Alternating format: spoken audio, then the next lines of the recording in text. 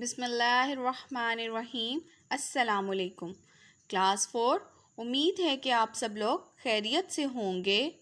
پیارے بچوں، ہم لوگوں نے پہلے جملہ، کلمہ، محمل اور کلمے کی اقسام کی دہرائی کی تھی۔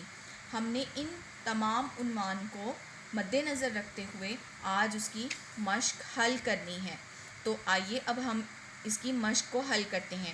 سب سے پہلے سوال نمبر 1 ہے، درج ذیل جملوں میں کلمہ اور محمل الگ الگ کر کے لکھیں۔ اسٹوڈنٹس، آپ لوگ پہلے دہرا چکے ہیں کہ کلمہ با معنی الفاظ، یعنی جن الفاظ کے کچھ معنی ہوتے ہیں ان کو کلمہ کہتے ہیں، اور محمل بے معنی الفاظ، جن الفاظ کے کوئی معنی نہیں ہوتے ان کو محمل کہتے ہیں۔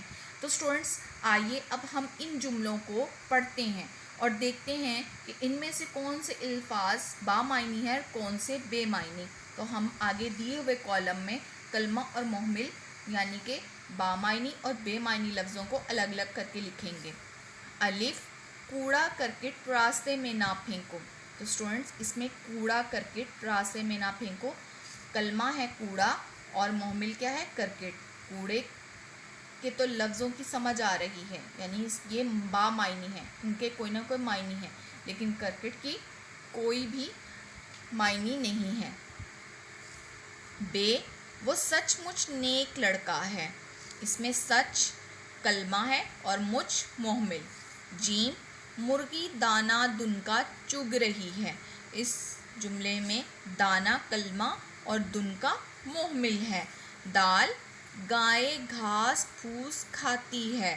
تو اس میں اسٹوڈنٹس گھاس کلمہ اور پھوس محمل ہے۔ آپ کو اچھے طریقے سے سمجھ آ گئی ہوگی کہ ہم نے ان جملوں میں جو با معنی تھے ان کو علیحدہ کیا ہے اور بے معنی کو الگ الگ کر کے لکھا ہے۔ آپ نے اس کی زبانی پریکٹس کرنی ہے۔ آئیے اب ہم لوگ سوال نمبر 2 کی طرف چلتے ہیں۔ سوال نمبر 2 ہے، خالی جگہ میں مناسب اسم لگائیں۔ آپ نے اسٹوڈنٹس اسم کی ڈیفینیشن یاد کی تھی اور دہرائی بھی تھی کہ اسم کسی شخص، جگہ یا چیز کے نام کو کہتے ہیں۔ ہم نے نیچے دیے ہوئے تمام خالی جگہوں میں مناسب اسم لگانے ہیں کہ ہمارا جملہ با معنی ہو جائے اور ہمیں اس کی سمجھ بھی آئے۔ تو نمبر 1، ڈیش اسکول گیا۔ یہاں پر میں نے لکھا ہے حامد۔ تو اسٹوڈنٹس، حامد جو کہ ہے وہ کسی شخص کا نام ہے، تو آپ یہاں پر اپنی مرضی کا نیم بھی لکھ سکتے ہیں، لیکن جو شخص کا نام ہو۔ تو یہاں پر کیا آئے گا؟ حامد اسکول گیا۔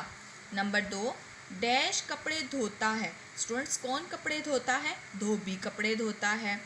یا آپ یہاں پر اپنی مرضی سے کوئی بھی نام لکھ سکتے ہیں جو اس جملے کو با معنی ظاہر کرے۔ تو میں نے یہاں پر کیا لکھا ہے؟ دھوبی۔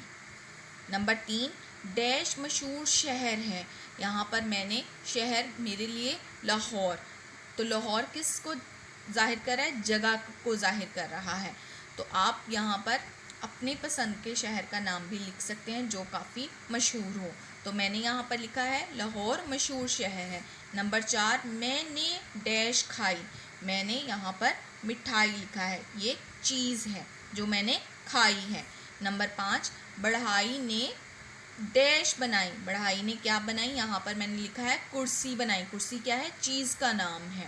تو آپ اسٹوڈنٹس اپنی مرضی سے یہاں پر ایڈ کر سکتے ہیں کہ بڑھائی نے کیا بنائی، لیکن وہ مناسب اسم ہونا چاہیے۔ نمبر 6، قلم اور ڈیش میز پر رکھو۔ میں نے کیا یہاں پر لکھا ہے؟ کاغذ۔ قلم اور کاغذ، کاغذ چیز کا نیم ہے، تو قلم اور کاغذ میز پر رکھو۔